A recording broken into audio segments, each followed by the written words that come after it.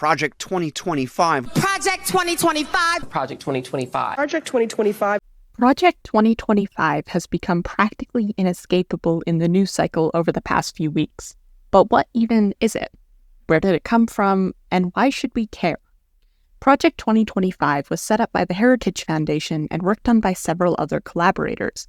It includes a nearly 1,000-page mandate for leadership that outlines a proposed platform for Donald Trump should he get elected. To understand Project 2025, we have to first understand where it came from, and that all starts with the Heritage Foundation. The Heritage Foundation is a think tank. Think tanks are institutions aimed at conducting research meant to provide advice on products or policy that are separate from the government and are often nonprofits. The Heritage Foundation was founded in 1973 by two former congressional staffers and was part of the rise of conservative think tanks that happened in the 1970s and the 1980s. These think tanks pushed for a smaller government, lower taxes, and less social spending. They also were often funded by dark money, meaning we can't trace who is providing the funds, a practice that continues to this day.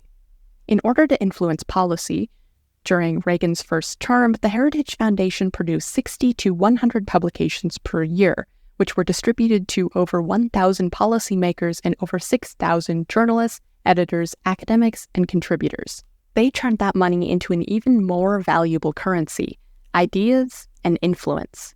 In 1980, the Heritage Foundation published Mandate for Leadership. The name does sound a bit familiar, doesn't it? This one included ideas for Reagan's policy.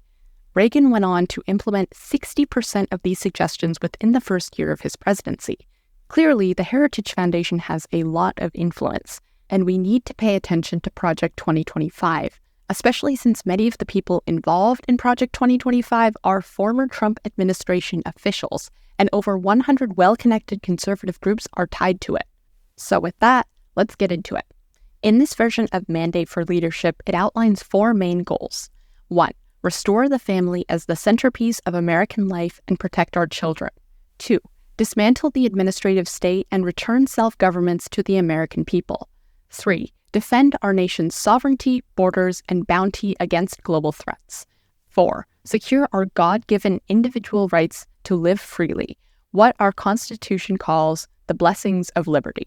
Now let's take a look at the broad strokes of the policies suggested and their potential impacts. First, we need to examine the framework for achieving these goals. They propose reinstating Schedule F, a policy first enacted at the end of the last Trump administration, which would make thousands of federal employees at will and allowing the administration to fire them if they didn't go along with the measures outlined in the rest of the mandate. Project 2025 has already created a training academy for potential employees of the next administration to prepare and equip future political appointees now to be ready on day one of the next conservative administration. This means that someone working at the Department of Agriculture, for example, would likely lose their job simply for their political beliefs or be forced through politicized workplace training and have severely limited freedom of speech. Beyond that, using a $100,000 grant from the Heritage Foundation, Tom Jones and his American Accountability Foundation are looking into federal employees, one agency at a time, starting with the Department of Homeland Security, relying on tips. They plan to publish their findings online to expose anti-American bad actors.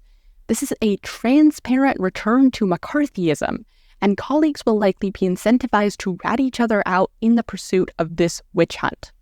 Recently, while appearing on Steve Bannon's War Room, Heritage Foundation President Kevin Roberts said, "We're in the process of the Second American Revolution, which will be bloodless if the left allows it to be."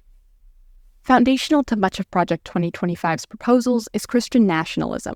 It emphasizes protecting the well-being of the American family from the centralized government that subverts the family. It calls on the future conservative Department of Health and Human Services executives to maintain a biblically based, social science-reinforced definition of marriage and family, and states, families comprised of a married mother, father, and their children are the foundation of a well-ordered nation and healthy society, as well as claiming that the Biden administration has been hostile to people of faith. Christian nationalism is a direct attack on separation of church and state, a fundamental part of our country and government, and it will likely undermine not only other people's freedom of religion, but important protections for women, like divorce, as well as the right of queer people to even exist. In regards to immigration, they want to severely restrict legal immigration, dismantling the DREAM Act, restricting the DACA program, increasing processing fees for migrants, and restricting temporary work visas for countries who are on the eligibility list, among other restrictions. They also want to end T visas, which are temporary visas given to victims of human trafficking, and U visas, which are given to victims of crimes that occurred within the United States, as well as repeal TPS, temporary protective status, designations, which are currently keeping nearly 700,000 people in the United States, many of whom have been in the country for decades and all of whom would be forced to leave should these designations be repealed. These are regular people who want to be here and are contributing to the economy. They might be your neighbor. But Project 2025 calls on the Department of Justice to obtain information about immigrants, even in sanctuary jurisdictions. They want to expand the powers of ICE. Along with that, they call on the Department of Defense to aggressively build a border wall system and to use military personnel and hardware to prevent illegal crossings.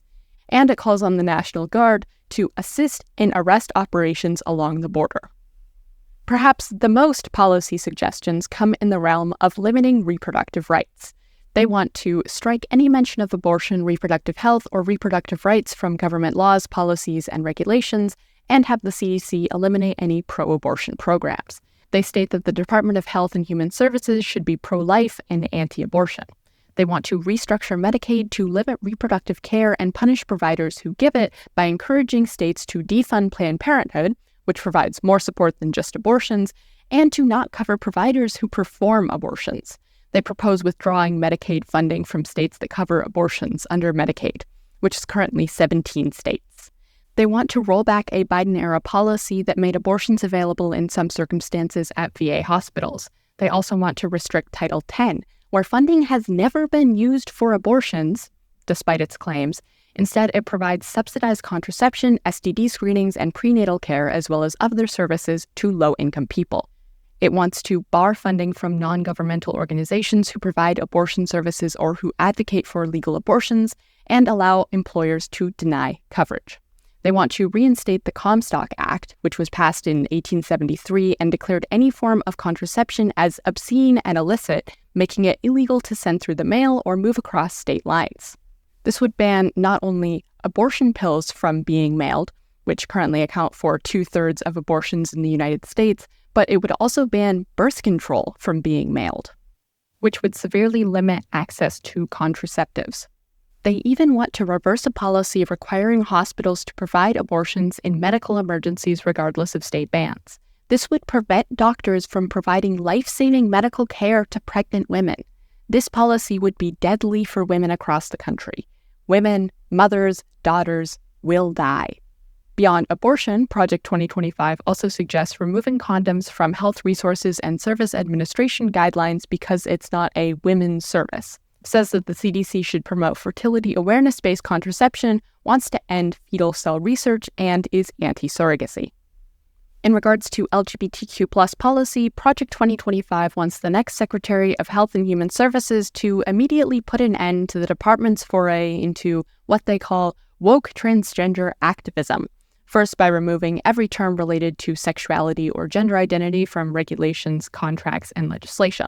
This is similar to a proposal by the Trump administration from way back in 2018 that would have denied trans people protection under anti-discrimination laws. They want to end all research on gender identity that could support trans people. They are against the non-religious definitions of marriage and family described in the Respect for Marriage Act and claim that any family that is not based on a married heterosexual couple is inherently more unstable.